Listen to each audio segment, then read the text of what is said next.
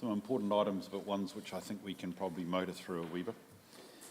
So Ahmed, I'm up to item 6.4, which is your internal audit quarterly report. Happy to take comments from you, buddy. For the internal audit report, so currently we have the capital expenditure, the field work is still in progress. This was currently outsourced to Deloitte. The IT cybersecurity, so are preparing the terms of reference for this audit. We added the center expenditure follow-up audit, which will be carried out in the second quarter of 2024, as per request, the committee request from last meeting. For the internal audit open recommendation, we have 16 open recommendation. As of today, there is no overdue items. The details are in attachment 1. There is no change from last meeting comments. Thanks, Ahmed. Do we have questions, comments? Yes, Janice. A lot of these are long-dated recommendations. I probably say this every time, and some of them are noted as being the severity is significant. It's just a question of why it takes so long, and it would be really good to see some of them cleared off. I think in fairness, if I can defend the process, we've got Ahmed on board now, so we'll be looking to see some of these move, which would be good.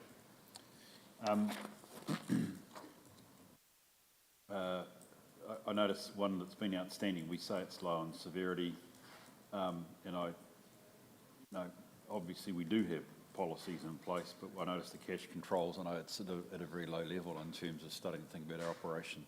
I noticed that is been hanging around as well, and we will come back and PX to a wee bit of around fraud. I'm not saying cash handling is always rife with fraud, but it's one of those things that I'd be keen as resource allows to see, but we've got that broader one there. Can I just say, I just wondered whether item 12 should have been in public. I wonder whether the comments on that should have been kept to PX. I think for the future we don't want to advertise where we're at in terms of that. That's something that I'd be expecting to be more in PX. There is a whole suite here on page 36 which relates broadly to information management strategy and various tactics under it. I note that they're starting to move out. They are difficult areas, and I'm just wondering, again, looking forward, Ahmed, with your engagement now, whether there might not be something of a paper or a stock take. Where does this really all sit? Because I can't necessarily even see from, well, actually it does say there is work in progress, but I just, they're all important areas, and I just wonder whether we know how they get nailed. That comes back to Janice's original point, so I'll leave that as a comment at this stage.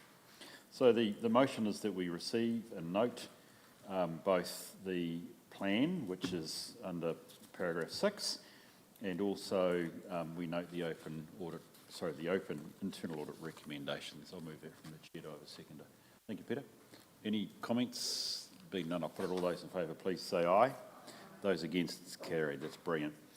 I realise probably in fairness to John, we should have dealt with 6.6 while he was here, but it is getting rid of the debenture trustee audit, which is might appear a bit of an oddity, but it was actually part of the normal annual engagements, not that it's time-bound in the same way that the annual report is.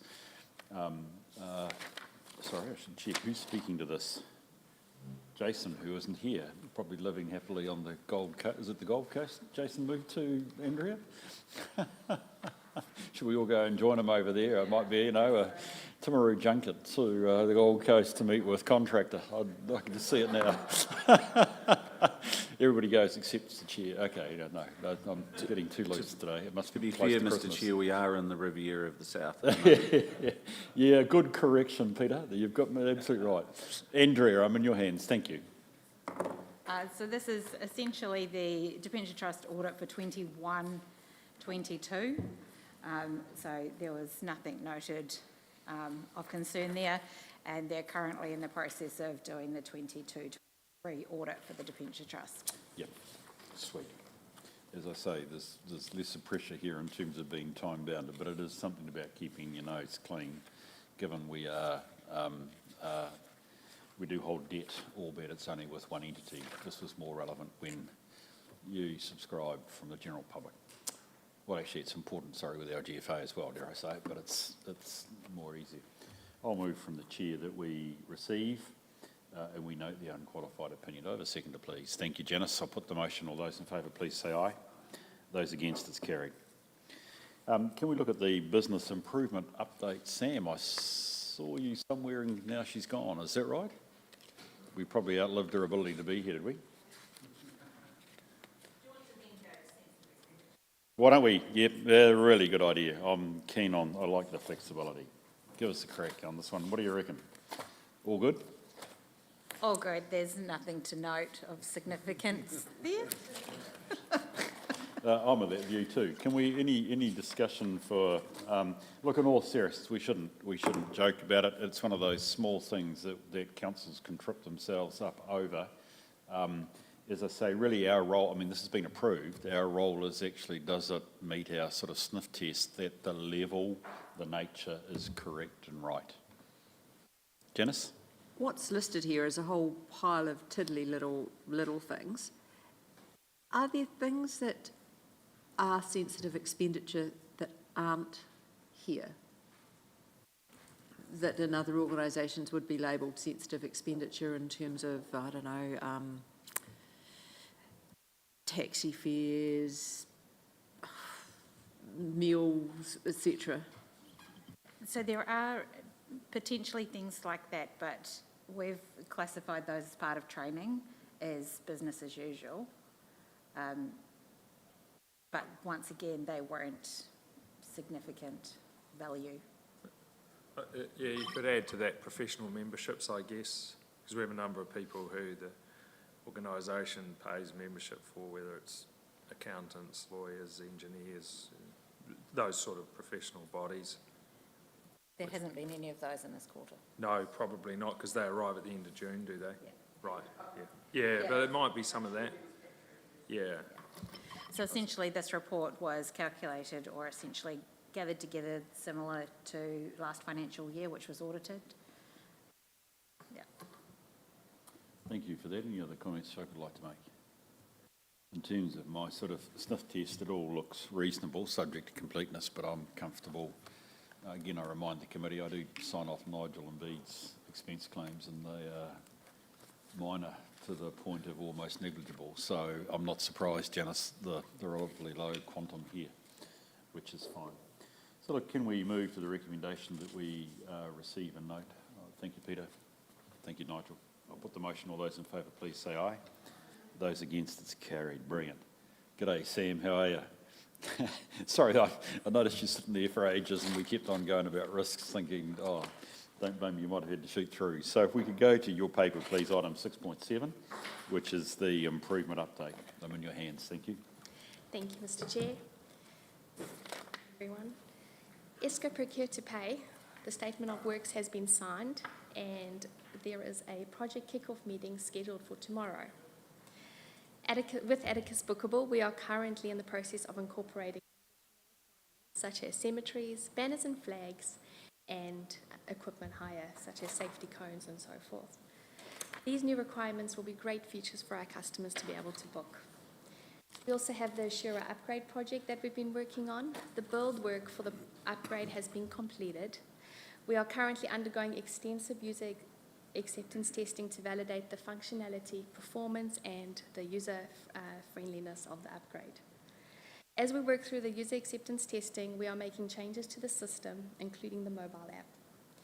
We expect to conclude the user acceptance testing phase by the end of next month. So, thank you. Thank you, Sam. Any questions or comments to Sam? Seems like key projects under control, which is really, really great. Hold up, I'll keep going to 6.8. That shows you how quickly I've got through it. Look, again, it's similar to the meeting in October. Sam, I'm probably my head is in the LTP, so I'm looking at Magic, or Magic, isn't it? Magic performance and the build of that long-term financial planning model, and I take it here that it's all in place and we are working, albeit there's one or two other matters that are going on. So it's proving reliable? Yes, Mr. Chair. I do believe that, the team are still working through a few things with regards to that, and we're hoping to have that up and running. It says this has gone live and it's being utilised, so we've actually ticked it off, correct? Yes, it is correct, but they've also discovered that perhaps there's a few tweak it so that it's more suitable for us at TDC. Put it this way, if I perhaps ask the question the other way, there might be a few tweaks, but it's either not affecting the fundamental reliability of the model, nor the fact that we're using it in our current LTP process. Perhaps it's a question for Andrew, I don't know.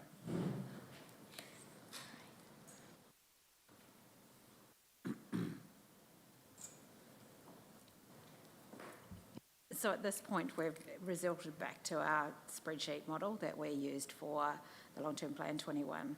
Right. Purely because Magic just being a new system to us and the tight timeframes that we've had to endure, we've decided to go back with what we've used in the past. Right. And Okay. we will use Magic as a sort of a comparison towards early next year. Oh, right, so you'll effectively run in parallel. Yes. So is that why on the more detailed sheet around Magic, it's somewhere it says it's completed, but somewhere else it says it's in progress, which seemed contradictory? So bits of it are completed, but when it came to the capital programming, there were issues around the structure of that. So we've gone back. We've also engaged John Allett. He's working with numerous councils around the implementation of Magic. So he's working with us at the moment to iron out the capital programming side of it. Okay. So it's a non-Magic performance question. When did we last have our spreadsheets validated? 2021. Yeah. And essentially then it was rolled over to 2020. Yeah, we didn't find it. You know what I'm saying here, a spreadsheet. I mean, I'm not... Magic, sorry, I should be careful about to run them down. Any model can be wrong. Every now and then you need to check that your model is still operating the way it should. The spreadsheet's notorious for that odd cell that does the odd thing. And I'm just wondering whether there's been any form of check, audit, review of actually whether our existing model, which you're familiar with, is producing reliable numbers. My understanding is that before we implemented it, they actually went through and checked all the assumptions and checked the output that it was giving us. Yes, which was 2021. So, yeah, it's a wee while back. Okay, cool. Rightio, can we go to the recommendation, Bruce, please? can I just ask a couple of questions? Oh, sorry. One is ProMap. There doesn't seem to have been any significant progress. Is that a concern? Is it because we don't have resourcing, it's not a priority, or we've done the big things? We have realised that we probably do need to do some more work on ProMap, and we do see it as a priority. We're hoping to get some more resource in the new year for that, to assist. Thank you, Janice. Okay, and then on page 56, the project dashboard, it wasn't clear to me what this is actually telling us, because I'm looking for, I assumed that it would give us assurance that the projects are on time, on budget, on scope. All it's doing is telling us the actual cost and the status, but I couldn't see, what percentage complete? Is it on budget? Have contingencies been used, etc.? So I just wonder if it could actually provide us some real information rather than just stating what it's cost us.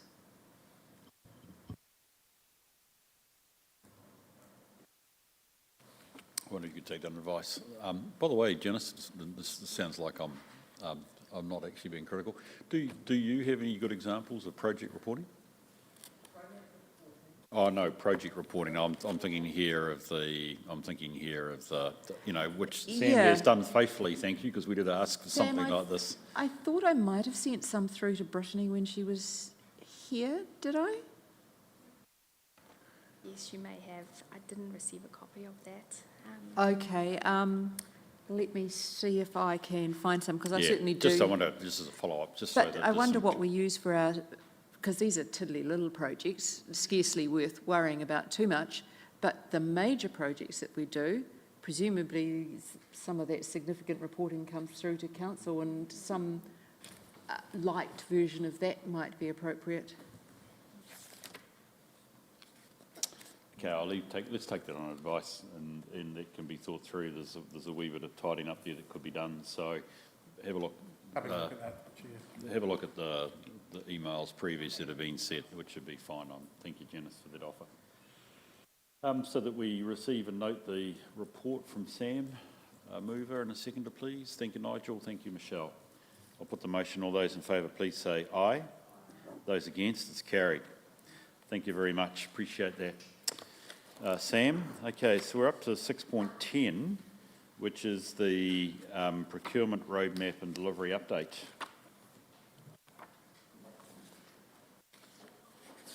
Yeah, Nigel, how are you? Good, thanks. How you doing? Well done on your timing, good timing. In your hands. Virgo male.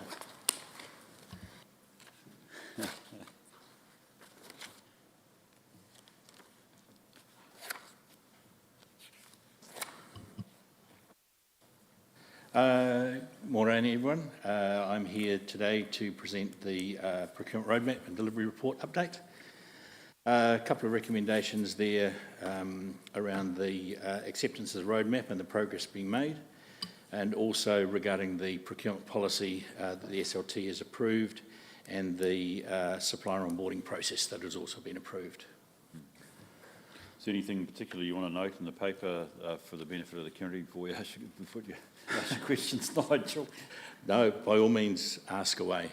I think if I can give a short update on some of the things that aren't in the recommendations section as well. Do I do that now? Or? Yep, go for it, man. Okay. Procurement here has needed a full review. So I'm looking at additional areas, and I think sensitive expenditure has been already brought up here, so I'm working with Archimed on aspects of that. The conflict of interest policy as well, doing some tweaks on that. And we've made some significant progress around the development of our authority ERP system to ensure that we're capturing, or we're going to capture, supplier categories, subcategories, so we can basically deliver dynamic information regarding spend, and also the capture of the risk data as well that those contractors may present to the council. Thanks for that. That's good. So we've got in a sense, a schedule of reaction to the prior procurement review, plus your look at the policy and the onboarding stuff. So, folks, do we have questions here, Nigel, or indeed the team assembled? Yes. I just have one around the procurement policy. It goes to SLT, but where else does it go?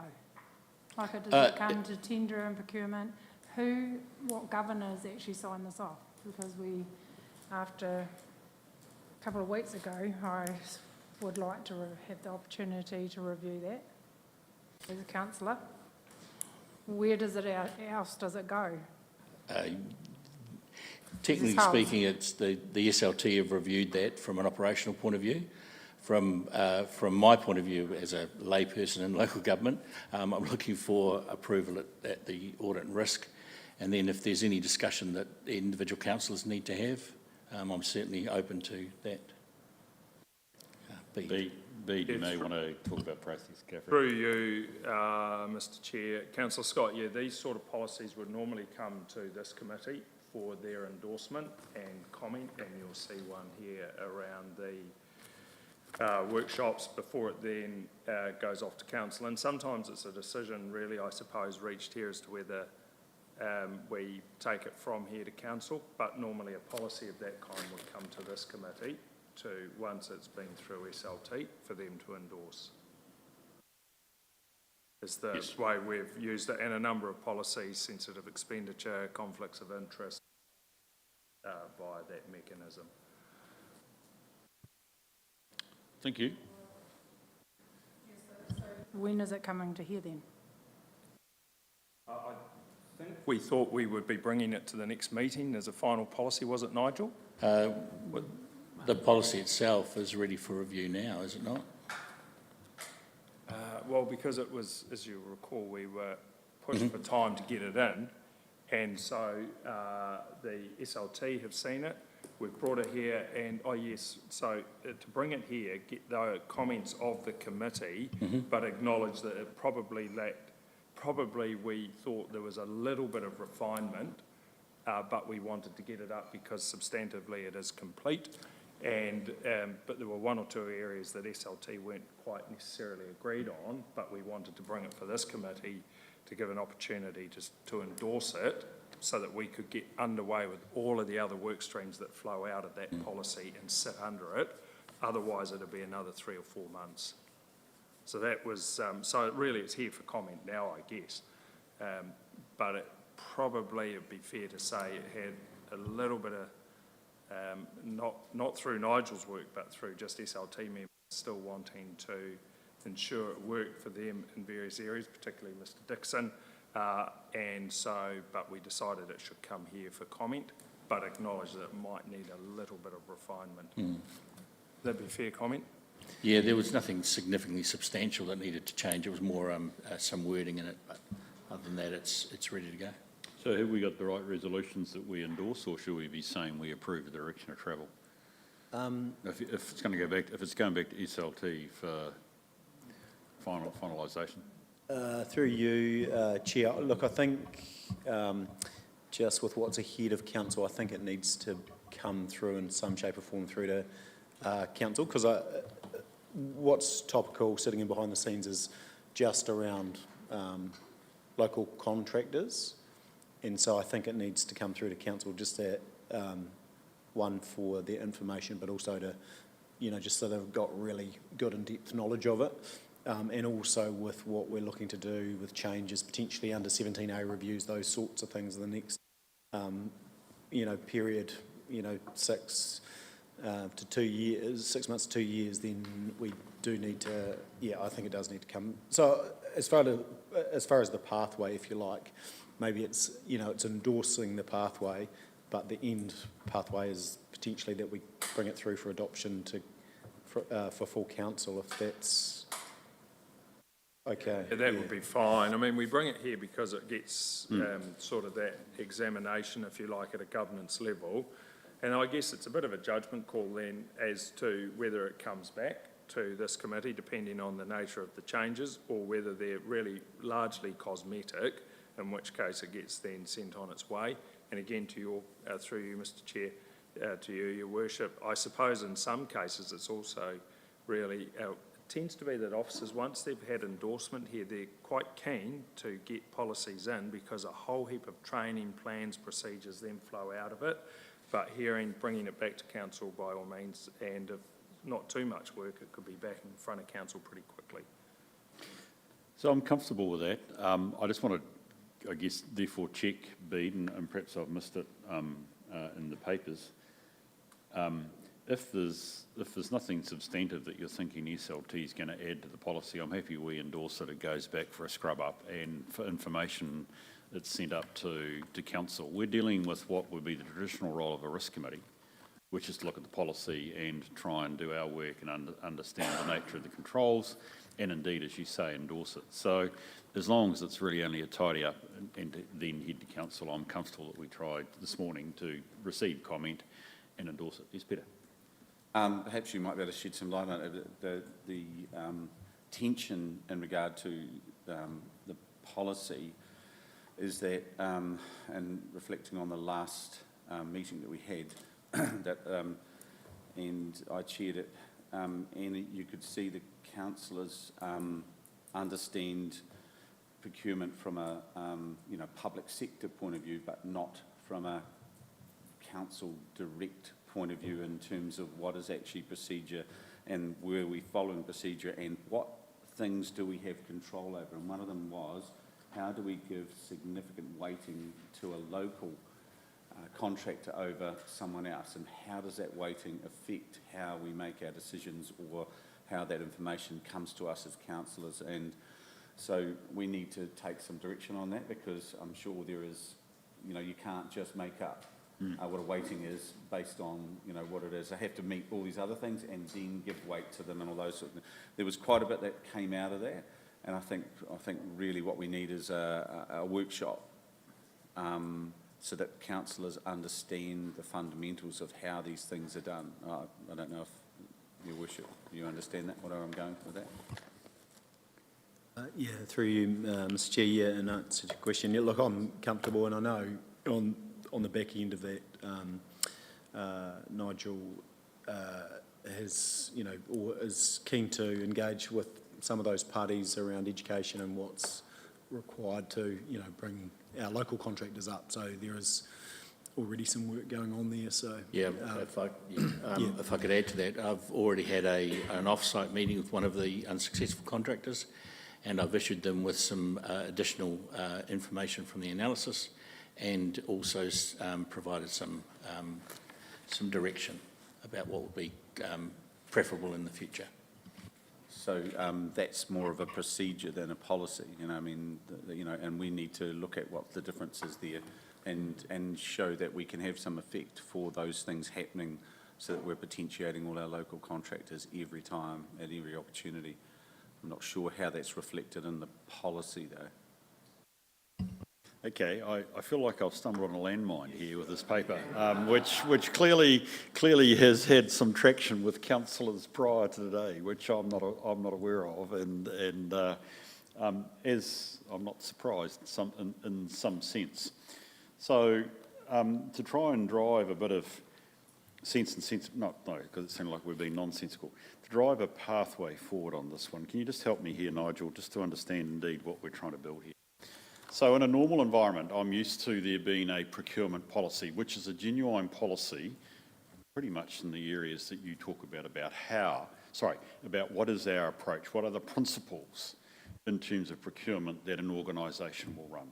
I'm also used to procurement procedures, which is the fleshing out about how the policy will be implemented. Now, I primarily have here the high-level policy principles. Will there be a set of procurement procedures or equivalent, whatever we want to call it, that fit underneath this? There will be, Mr Chair. I've already begun development of that document. The progress is developing. It's currently 158 pages long. Yes. So I'm going to have to structure the document. I understand that it'll be that long, mate. Yeah, so it will be a substantive document. It will cover many of the areas we've discussed already, particularly around sensitive expenditure. There's a few fundamental tools that I'm used to using in the commercial environment that don't exist here at Council, which I'm going to suggest to the SLT at the next meeting.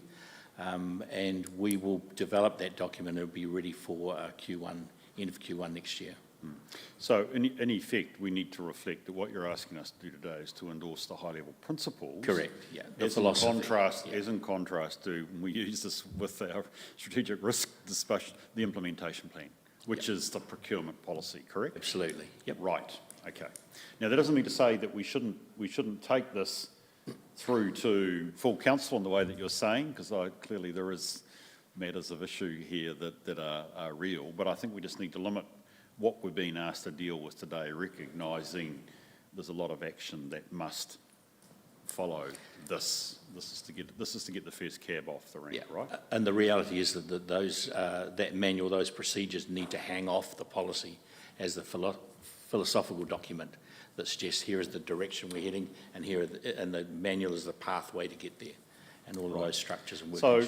So, and by the way, my presumption is, despite it being already at 150 pages, the committee, this committee, will see that procedure manual. Absolutely. Brilliant. Okay, right. Electronic form. So that raises questions about when it would be appropriate for there to be a workshop for councillors to understand what is some critical issues, although I sense there's probably one or two key areas which actually relate to policy here.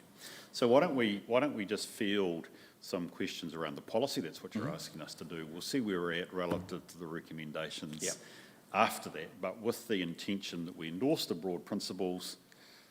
You and SLT are going to polish it up and that'll get flicked through, but it might be you also want to have well, actually, yeah, the broad, the procurement policies in place too before your workshop. Just before I open up for the more comment from the committee, let me just check one or two things. You talk about a procurement manual. Is that the same as what I'm talking about, which is procurement procedures? Correct, yes. Okay, right. So that's, and as you say, that's going to SLT and going by the page, Q1. Page 111 in SLT on February 24. Yeah. Which means it could hit this committee on the March meeting. Okay, cool, brilliant.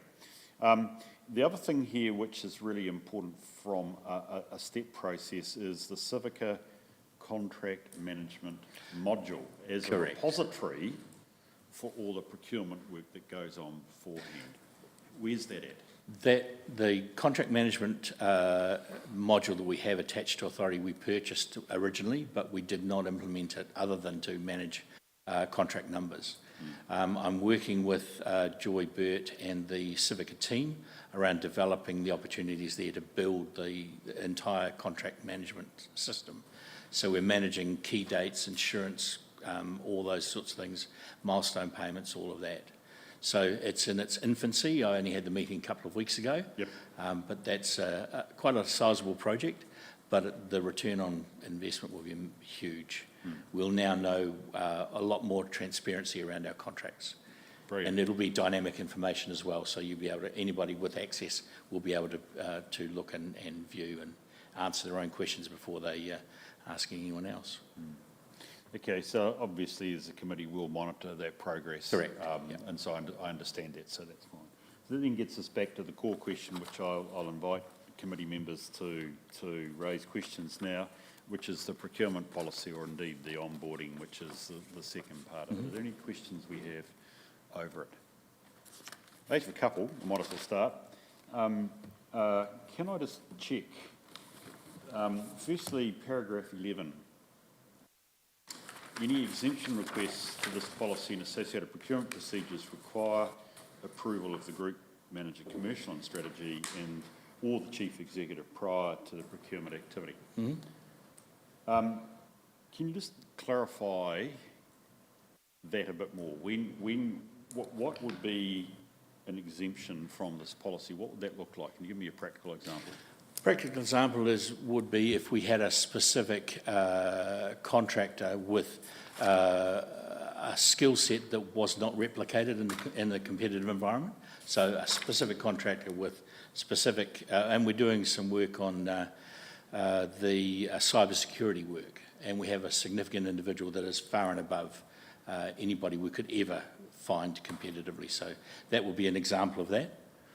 So in my terminology, we've always got to do this with procurement, haven't you, Nigel? Absolutely. That's a direct procurement. Correct, yes. So anything that relates to being a direct procurement is seen as inconsistent with the principles and the policy here, that everything is done through effectively open tender. Correct. Other than where we have, within our procurement manual, we would have service level agreements. So we would negotiate a contract with a specific individual contract company, and they would perform those services as and when required, over and above or outside of the tendering process, if you like. So, So any form of direct procurement would require a sign-off by the GM commercial state or the and that would executive. form part of the service level agreement. So, Agreed. yeah.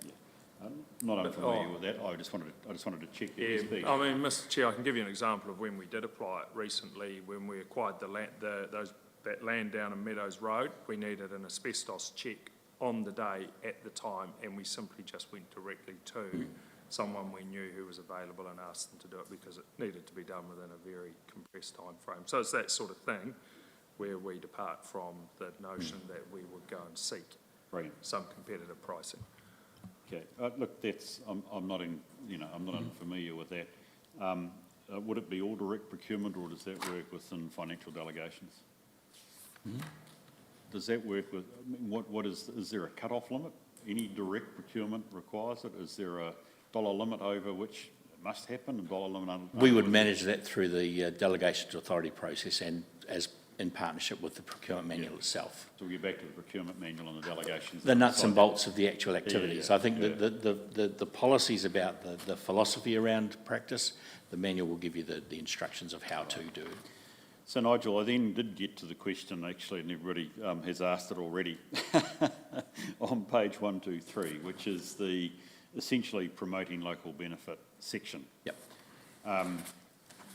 Which broadly in terms of principles I'm comfortable with, and my particular question here was, how are the principles taken into account? Which I think was exactly the question that was asked. Again, I suspect the answer is going to be the procurement manual.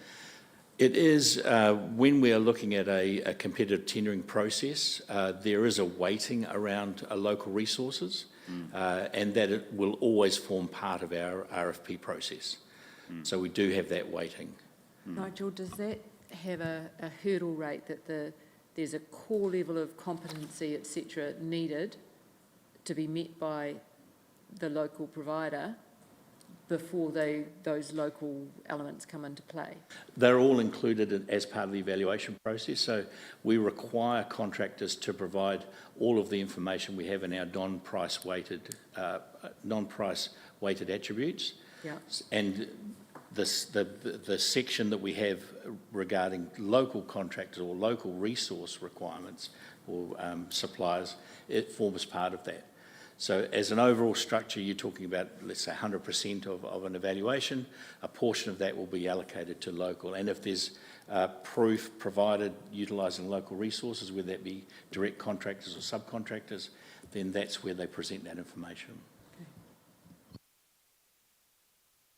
I just have a few questions around that, and I seem to have lost all my notes I made yesterday in this paper, which you might be pleased about. But so I have a couple of questions related to that, and one of them is we define a local supplier on page 121 at point 21 as being a ratepayer of the district council and or an organisation that employs Timaru district residents, but that could be a Christchurch business that employs one person from Timaru, and are we comfortable that we're deeming that a local supplier? Because I would think the general public probably isn't, and I wonder if we just need to look at that definition I think a little bit more closely.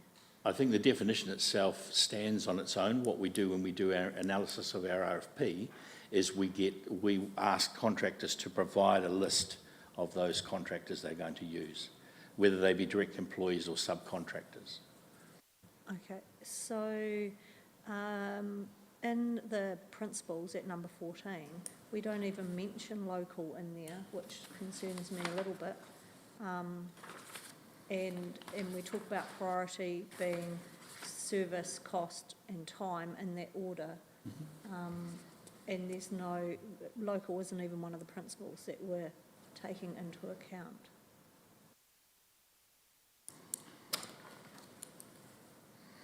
I can certainly add a clause there for local.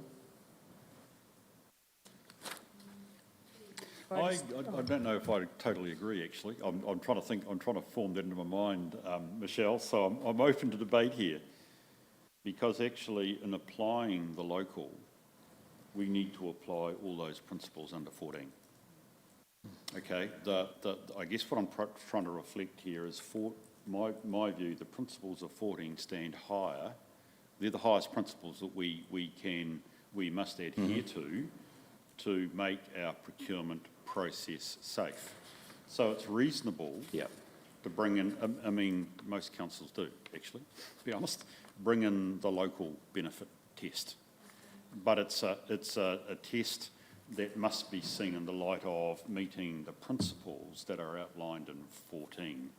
So I would see the local benefit test as a means through which to view, or rather it's the other way around, isn't it? The principle's the way to view actually, are we interpreting and using the principle first? Because you've got to remember that equally we're playing a game, particularly in a tendering process, we must be fair to all tenderers, which includes those that aren't local. Correct.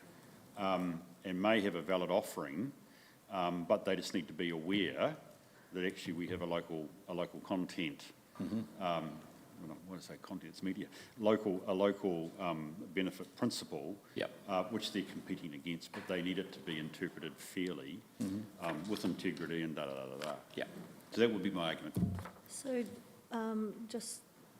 I'll challenge that a little bit, and then how Want to go is- outside, Michelle? sorry. No, so how is that different to sustainability then? Because I agree with what you're saying, but if that's the case, I'd remove sustainability out of those principles then, because I would see those two things as the same. And actually, I would have actually liked to have seen sustainability have a little bit more horsepower, if I'm honest, but what you've just explained would preclude sustainability as being in there as well. The public sector procurement guidelines cover this off on a national level. So presumably you've taken those into account, Nigel, Absolutely. because that provides a really good sort of guideline on a national level about local tenderers. It does, and the reality is that we do allow that weighting within our evaluation process, rather than have it as a guiding principle that may potentially exclude contractors from outside the region. But we do have that detail in our RFPs. I think the sustainability side of things as well is important to me. So ensuring we're going to be asking our contractors to capture a lot of information around sustainability, diesel use, all those kinds of things. And I'm working with Reece in our sustainability environmental section to cover off some of the requirements that the Toitu are asking us for already, and attending to those, getting the contractors to give us that information so we can report accurately rather than the current system. I agree, and I'm pleased to see that in there. My challenge is, how is that different to the local, and why is one in the principle and not the other, is probably my challenge. But yeah. Could I just ask another question around the local thing? You mentioned at the start about categorising suppliers. Yes. Yeah. So can we categorise local and then report on that? Because I think the community would be really interested in that. We certainly can capture that data within the authority system based on their physical address, their NAR. So yeah, we can capture that information.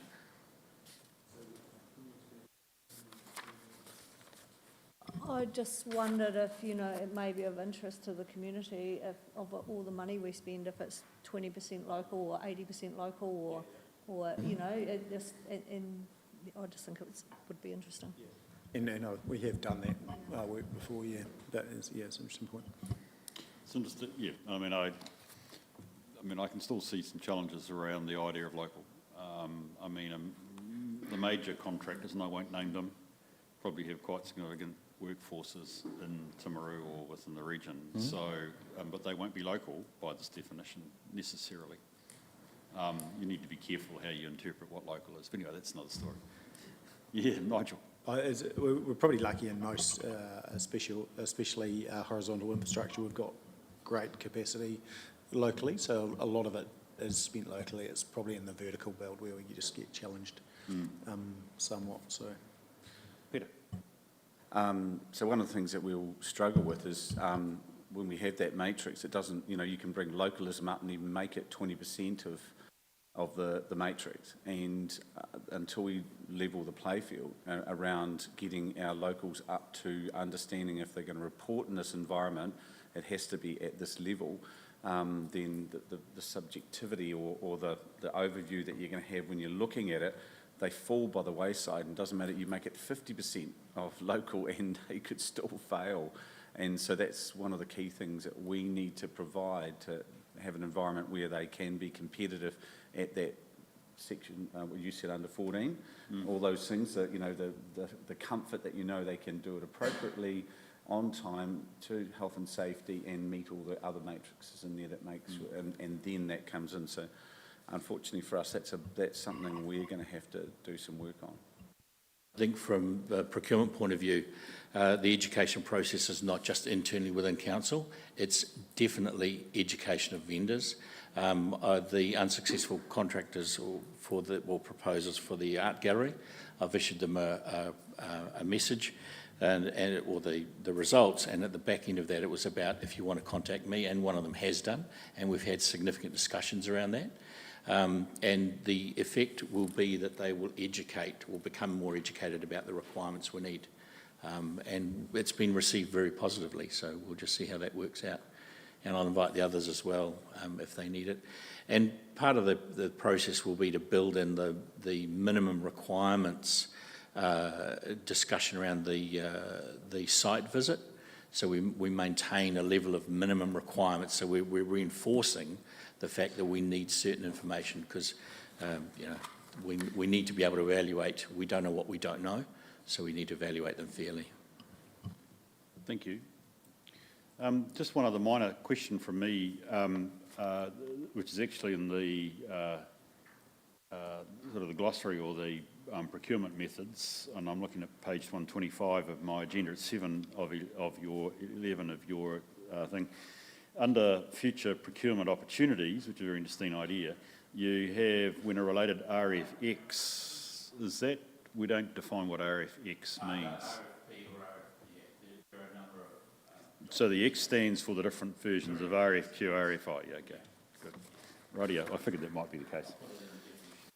Well, one other question I have then is what I consider good practice is that you've mentioned the art gallery, and I don't want to get into the pros and cons of the decision that was made over procurement.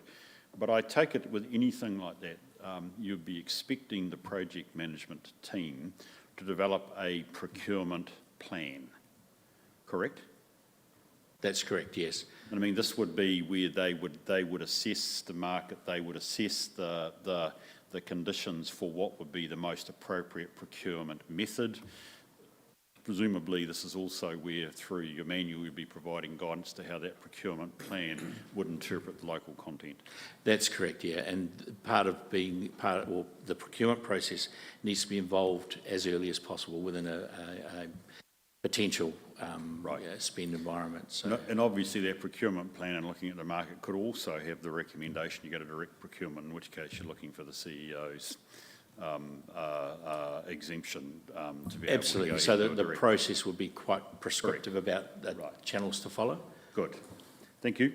That's what I'm keen to know, because it's often the thing that's missed when you come under inquiry is there's no actual procurement plan for the particular project in hand, which becomes really important.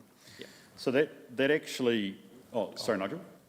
So just one question, and this is citing the current policy, which is on the website around supplier selection process, and it puts down the value, as an example, direct appointment, right up to 300, anything under 300,000 you can currently direct appoint.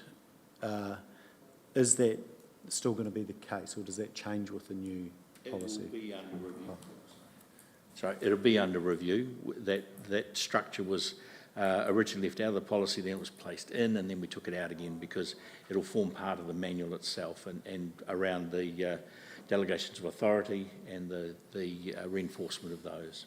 Because my challenge as far as us remaining competitive is when it gets to the smaller values, the direct appointment allows us just to go to a preferred supplier who's delivered for us potentially in the past.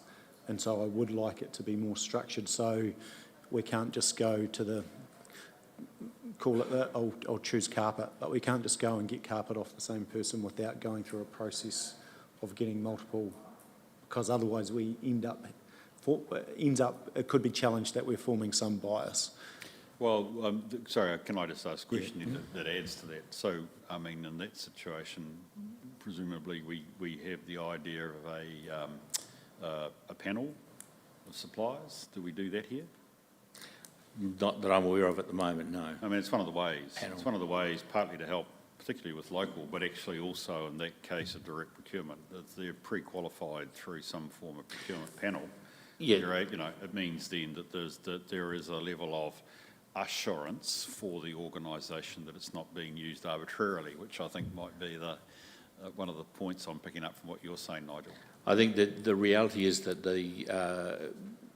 and I take your point about the panel, it's not something I'm familiar with, but the ability to classify contractors or suppliers as preferred is a subjective term at the moment. What I'm going to be doing is putting a process in place where they become preferred by a level of activity and documentation requirement.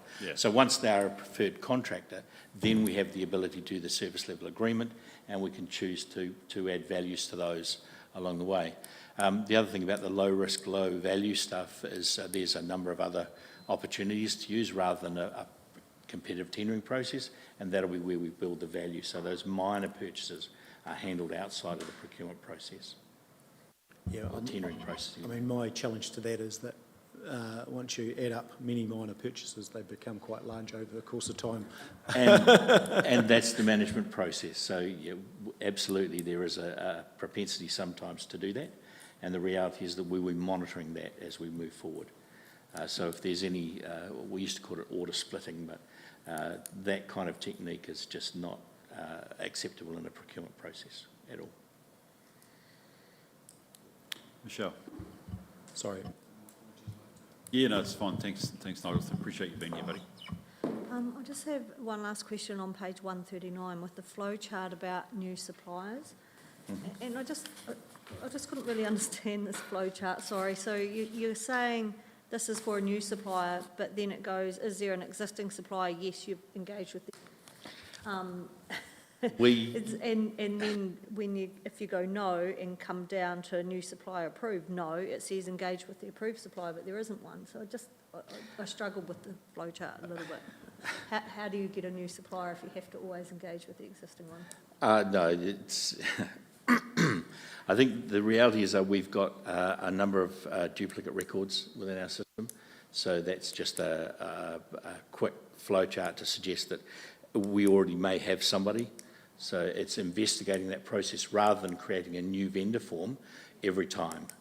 So it's very difficult to interrogate authority.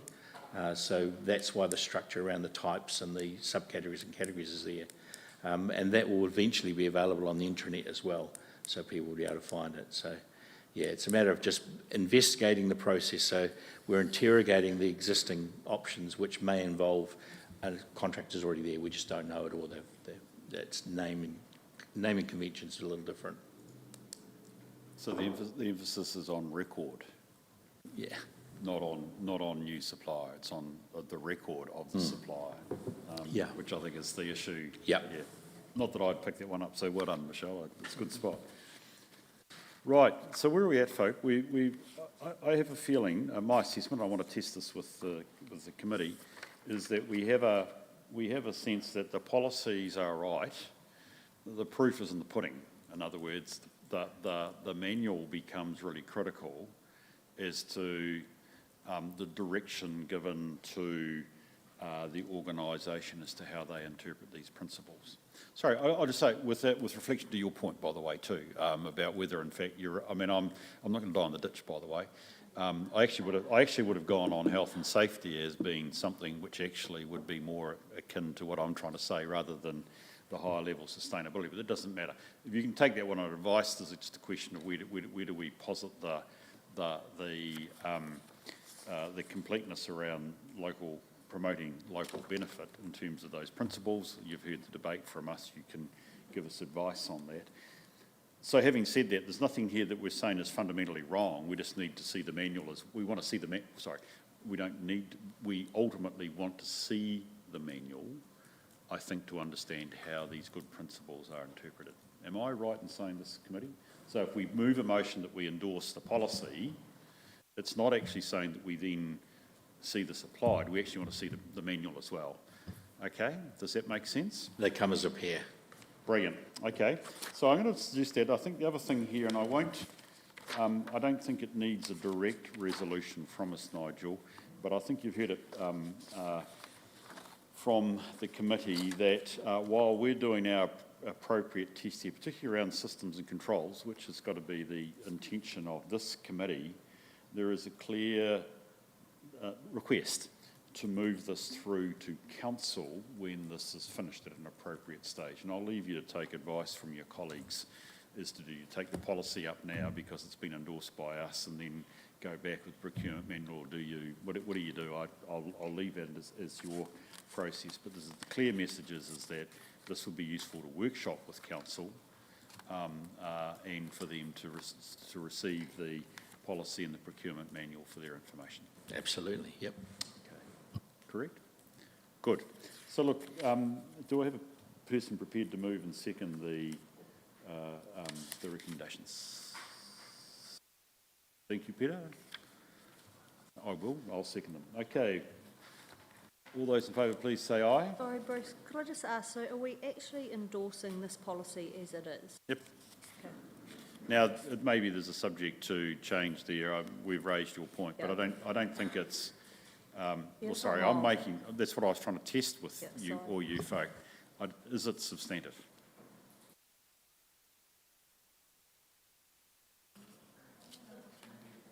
Yes, Peter? I think to give you some comfort, the instruments by which we can add influence is in the procedure.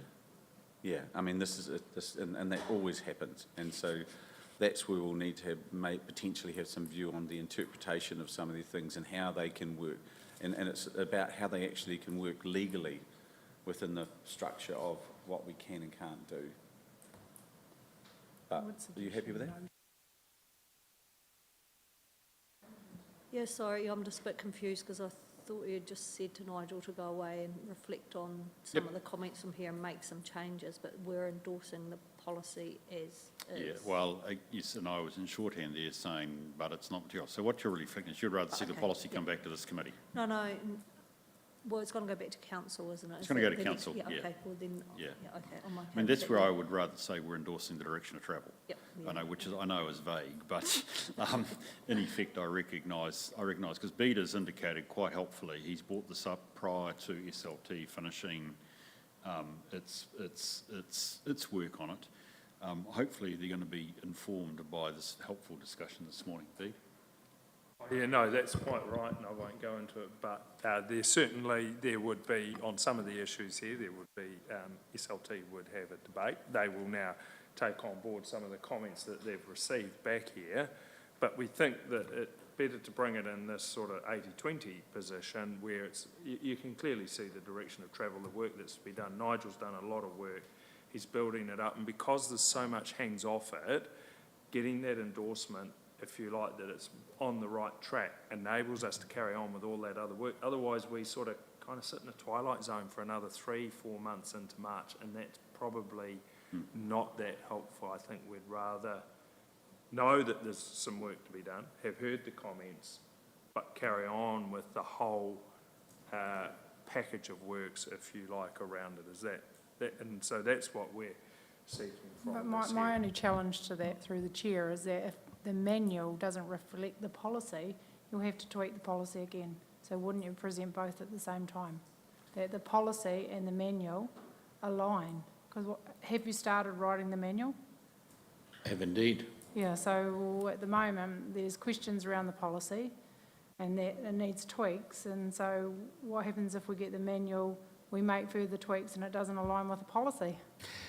The portions of the manual that refer to the policy are the sections that are under review. So as the policy might change, we'll update the manual as a.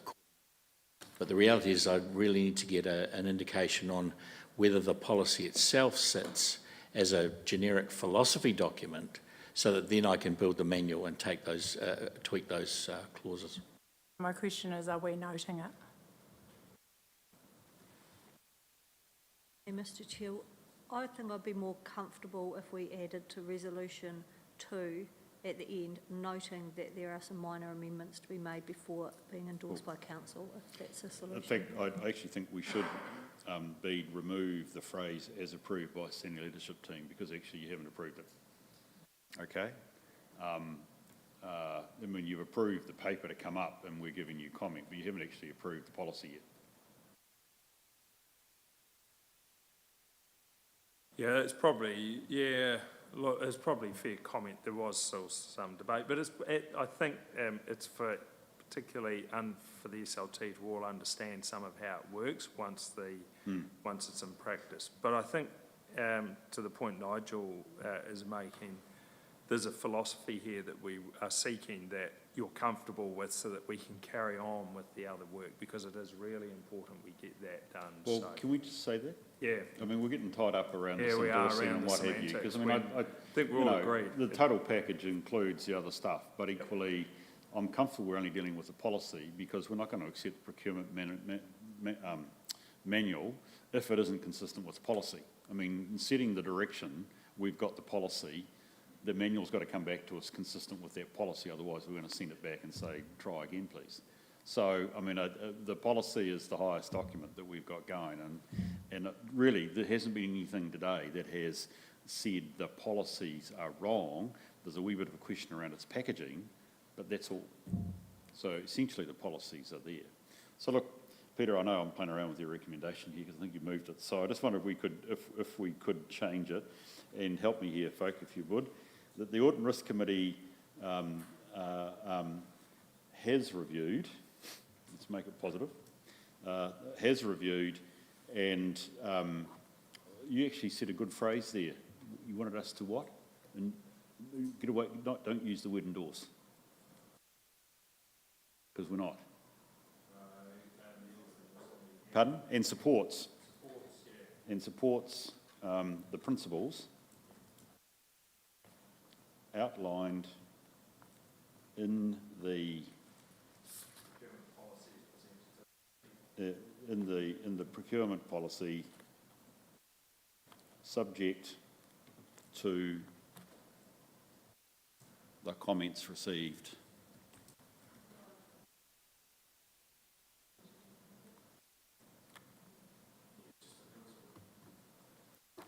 Okay, and we should really say the same, that the committee has reviewed and supports the supplier onboarding again, because that really forms part of the total thing as well. So we got that one clear. Okay, Peter, you happy with that? Thank you. Okay, and I think I seconded that, so we'll keep it moving. Are you happy with that, Michelle? Good. So I'll put the motion. All those in favour, please say aye. Those against? It's carried. Thank you. Rightio. Thank you for that, Nigel. That's I hadn't quite realised that we're going to have you under the pump for so long. So thank you for being here, buddy. Right. Can we move, please, to the adoption of the public meetings and workshop policy? Something that's dear to your heart, I think, Bede.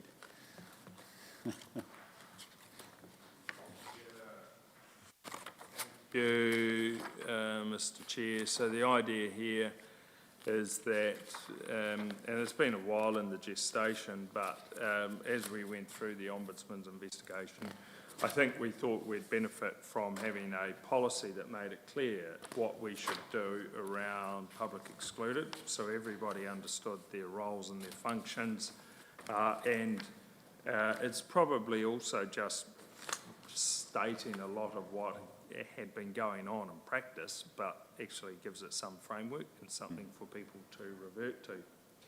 I think the part really, which is trying to make sure that which comes, when something is heard in public excluded, whether in a workshop or in a meeting, it's just having an efficient mechanism when its time and place arrives for it to come out, if it's not at that meeting. Because sometimes at the meeting it's obvious we make the decision and everybody gets on their merry way and we can publish. Other times it might be subject to an extended period, and on some occasions it might be appropriate that it remains excluded indefinitely.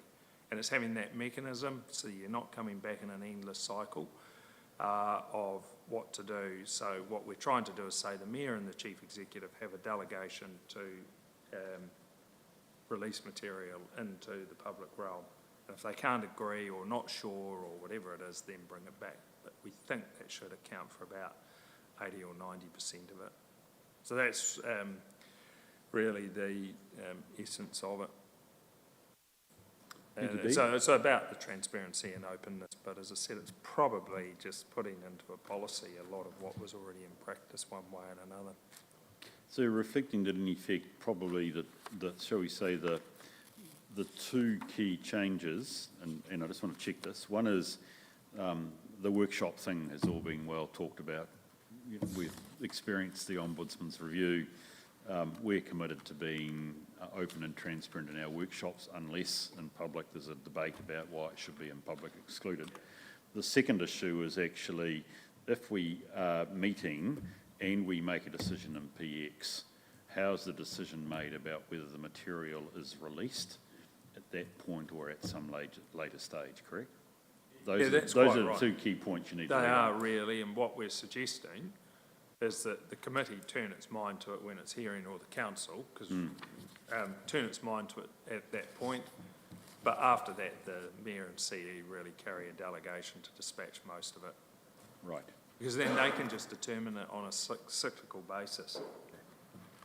Thank you. So, folk, I'll open it up for questions. Yes, Michelle? Just on that point, is the delegation to the Mayor and Chief Executive together, or is it individually the Mayor can make that decision and the Chief Executive can make that decision? Because I'm not sure that's entirely clear at point 16. I would, okay, that's a good point. It's intended to be joint. We That's a need to joint reflect- decision, not one that can be made severally. Yes, I think that needs, because it just says the Mayor and Chief Executive are delegated authority. So we can add jointly, jointly delegated. I think paragraph 16 makes it clear it is the Chief Executive and the Mayor make that call. I think I'm looking at the right paragraph, Bede. If you look at paragraph 16 on page 148 of our agenda.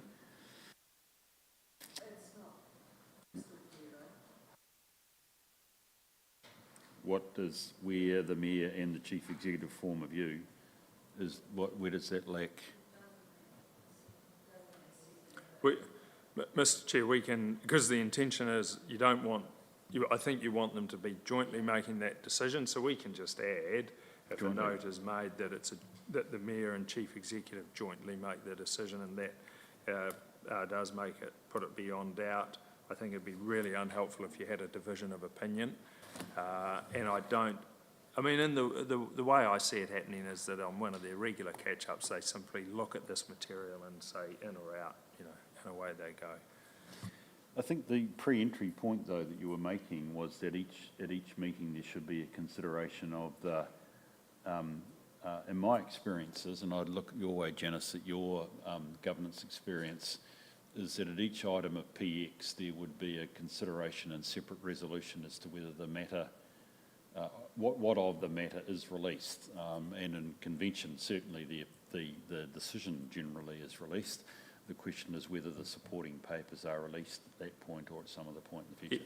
Quite right. Oh, sorry. Yeah. And the question, Bruce, is usually, is there any reason not to release this? Yeah, which is the way to approach it. Yes, yeah. That's very much the intention, is that the first filter is at the meeting itself. We've made the decision in PX. What are we now going to release? Right. And they might actually put a time frame on it. They might say, well, we can release it all after we've notified X, Y, Z of some matter. So I think that's the first filter. The next one is then the Mayor and Chief Executive acting jointly. And I should add that the policy also then means that there will be a regular report come back to the committee or council on what has been released into the public, so there's visibility of it. Just like we do with our execution of under common seal, we bring that back when we issue warrants and so on. So, and then that should, we think, Mr Chair, account for just about all of it, and at that point, whatever's left can come back to. So if I'm, just to be clear and specific, we're referring to paragraph 14, which is the first step. Where a decision of council is made in PX, the resolution on the item must, where practical, state expressly what can be released to the public and in what time frame. Correct. So that's essentially getting the good governance practice. Right up front. With each decision, we should have the resolution should include the PX-ness of it. So we go through, receive this, note that, make the decision, and then we will or will not release into the public, and here's what it is. So what do you want? So 15 or 16, which is the joint decision, is a catch-all in case needs to be a decision made further down the track. Because my point is the committee's going to make the decision, and you're going to recheck that every now and then. I think I'm trying to work out what are we doubling up here. So what the idea is where council is unable to immediately release to the public some or all of the decision, What we want is a mechanism that actually enable, an administratively efficient mechanism that That later on. enables the decision to be revisited. Most usually when some other party comes and asks us, can we have this material, would be one where you'd want the Mayor and Chief Executive to be able to say, yes, we want to do it, but also for them to just look at material on a cyclical basis and go, this can be released. Because a lot of decisions can, over time, actually just come out. So into the Bede, you're public. going to have a register of PX material? Yes, quite right. So under number 19, officers will provide regular reporting to council on items released from public excluded. So there will be a register kept as the mechanism by which we do it, like we do with our signing of our warrants and what's done under common seal. We keep a register at the time, and that comes up to council for noting. Could I just ask one more thing and relate this back to a practical example that we had the other day? Because I note at the end of 16 we talk about it's the committee that reserves the right, but that can be overruled by council. And so to think about the situation we had the other day around the Pararoa Dam and one committee wanting to release a report from this committee that was in PX, and so that's clearly not able to be done. It can only be overruled by council. But in that situation, can the Mayor and the CE decide at that point to make that public? Or where's the hierarchy? Because it said it can only be overruled by council, but can it also be overruled by the delegation to the Mayor and the CE?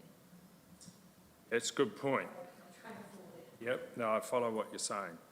So, and the reason council ultimately, because the Lagoima, I think it's in Lagoima, the Ombudsman will not look behind a unanimous decision of council not to release. So number one, and I'm pretty sure it's something like that, if council just says no and it's unanimous, then I can't be released is my recollection. So ultimately council carries everything. I think there's a judgment call embedded in there for the Mayor and the Chief Executive to actually go and talk with people and say, are you okay if we release it? But often we're under quite tight timeframes. The cycle doesn't permit it.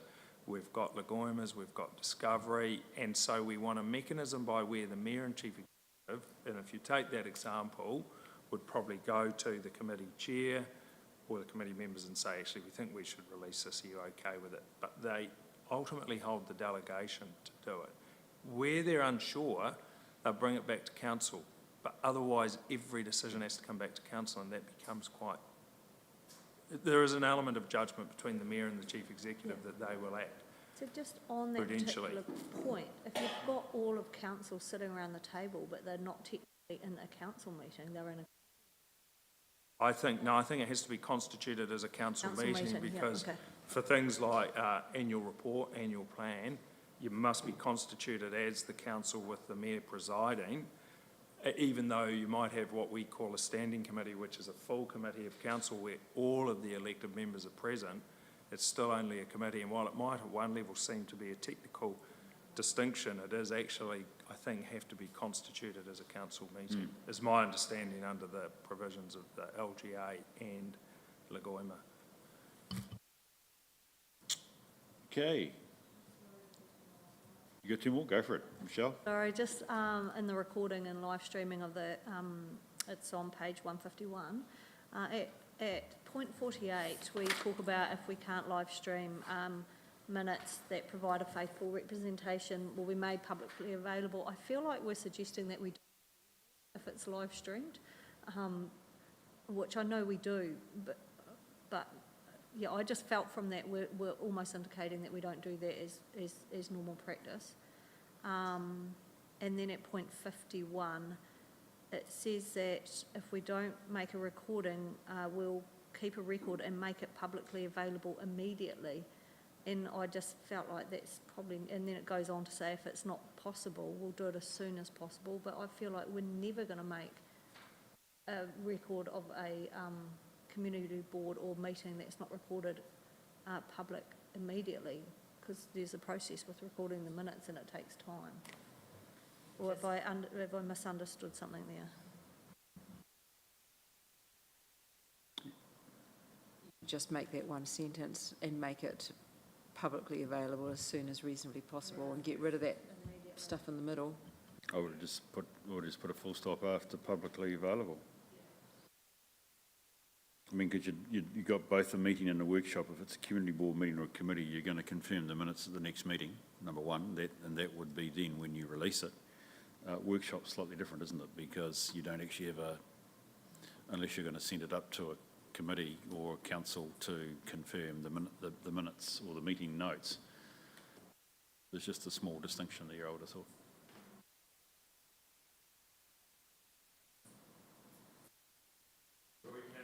So we can certainly change for the committee and community boards, we can make it reasonably practicable as soon as, reasonably practicable, which is presumably after the meeting, its next meeting has been adopted, the minutes.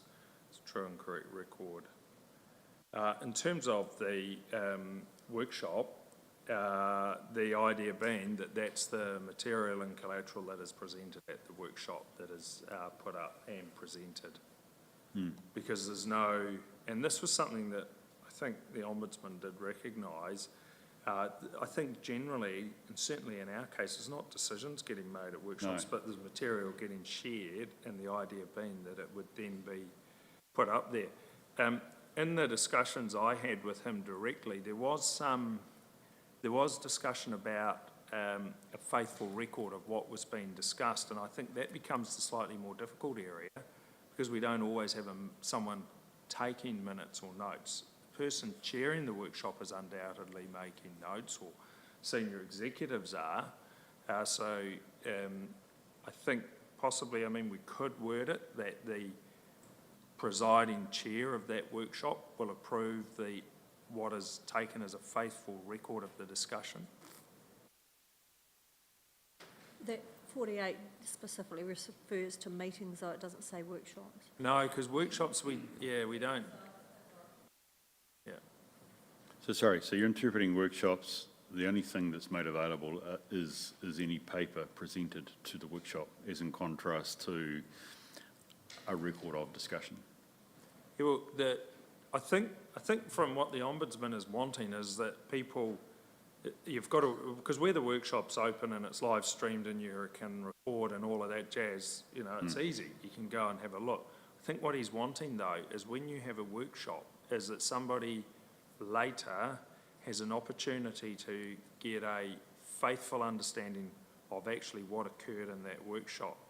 And so looking at this and hearing the discussion, I do wonder whether the policy should be tweaked slightly such that in a closed workshop it is the presiding governing body member, which might be the mayor, it might be you as chair of audit and risk, it could be a committee chair, is the one who says, yeah, actually this is a faithful representation of actually what went on at this workshop, so that anybody who comes along, we put that up, they see here with the PowerPoint what was discussed, here was a video, and here are some notes that were faithfully recorded. And so maybe we should just note that so that people know this is what was discussed at that workshop, and it's a faithful record of it. But because it's too difficult to bring it back to, I don't see a mechanism to bring it back for approval as a set of minutes the way we do that was my point. That was my point earlier on, Big. But equally, if you think about equality, if it's live streamed, you've then got on record the nature of the discussion that followed. So if you can't live stream,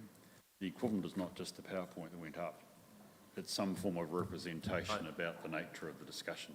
And I think it should, looking at this, I think we should tweak the policy that the presiding governing body member will attest, or sure, to the faithful representation of the notes of the discussion. And then that's going to be as soon as practically possible. As soon as practicable, because you might not have another workshop on it. It's not like it comes back in the way of this. So I'm going to suggest that we move that motion, that we adopt this subject to that amendment, number one. Are you going to check that with the Ombudsman's office? This seems to me slightly fundamental about what he expects comes out of a workshop. My assumption was that it would be what we have just tweaking this to, which is including a note on the nature of the discussion, but I presume you'd be wise to go back and check with him. We could. The Ombudsman's already seen this. And I realise that. So, but we could go back. I'll have a look at it, because I think from reading his report and his discussions, I think what he's really keen about is that someone who isn't at the workshop, can't attend, can subsequently go and have a look and see. Yeah. And so we can go back and say we've tweaked it like that. But We'll ask them for negative comment. Yeah, You know ask what I them mean? for You know, comment. this is what we've agreed to. Let us know yeah, if and you don't I'll like add it. the word jointly Yeah. into the mayor and CE. So we would recommend then that the council adopt the attached policy, subject to an amendment to the amendments. I'm just going to leave it as discussed, B. I'm going to leave it to you to follow it through. Yeah. I don't think you need to come back to us over that. And it goes to council for adoption. Yeah, sorry, well, of course, sorry, it's recommending to council, yeah, subject to those amendments. Do I have a mover and a seconder? You happy to move? Thank you, Michelle. Do I have a seconder? Thank you, Peter. I'll put the motion. All those in favour, please say aye. Those against, it's carried. There is no urgent business. There is no minor matters. So I can then move to page 154 of our agenda, which is the exclusion of the public. Hello, we've just been talking about our meeting process. There are 6 items there, and the reasons for their being held in PX are stated. I've looked through those and am comfortable, so I will move that we exclude the public for the reasons that are stated. Do I have a seconder, please? Thank you, Michelle. I'd like to put the motion. Is there any discussion on the motion? We're comfortable for the reasons? In that case, I'll put the motion. All those in favour, please say aye. Those against, it's carried. We'll just spend a couple of moments.